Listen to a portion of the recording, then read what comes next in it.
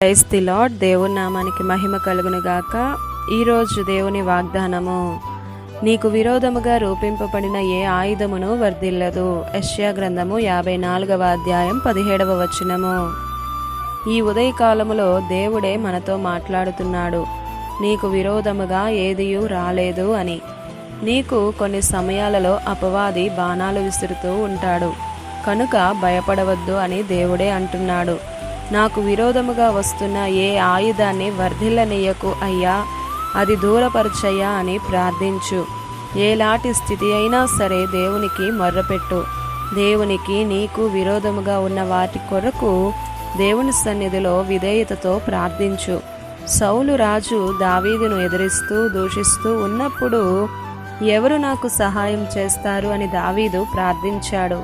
సౌలు రాజవ్వచ్చు, కానీ దేవుడు రాజులకే రాజు, ప్రభువులకు ప్రభువయ్యున్నాడు. దేవుని ఆత్మ సౌలు మీదకి వచ్చినప్పుడు దావీదును దీవించి ఆశీర్వదించాడు. దావీదుకి అక్కడ ఆశ్చర్యం వేసింది.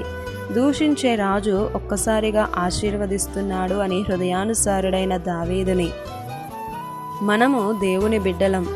మనము కూడా ప్రార్థించాలి. దేవా, నాకు నాపై విరోధముగా ఉన్న శాప పాపాలను తీసివేయ్యా అని ప్రార్థించు.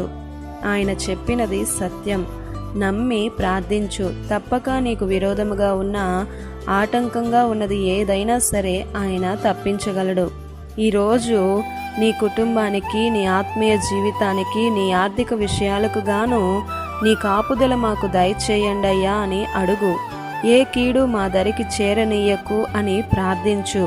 మా ఆలోచనలో కానీ, తలంపుల ద్వారా కానీ, ఊహల ద్వారా కానీ నీకు విరోధముగా మా హృదయం ఉంటే మమ్మల్ని బాగు చేయయ్యా అని ప్రార్థించు. ఇతరులను క్షమించే మనసు మాకివ్వయ్యా అని ప్రార్థించు.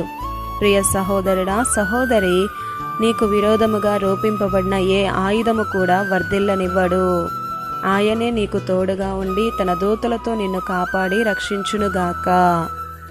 ఈ దిన వాగ్దానం మనందరి జీవితాలలో నెరవేరాలని కోరుతూ దేవుని సువార్త పరిచర్యలో మీ సహోదరి Prasanna. God bless you. Amen.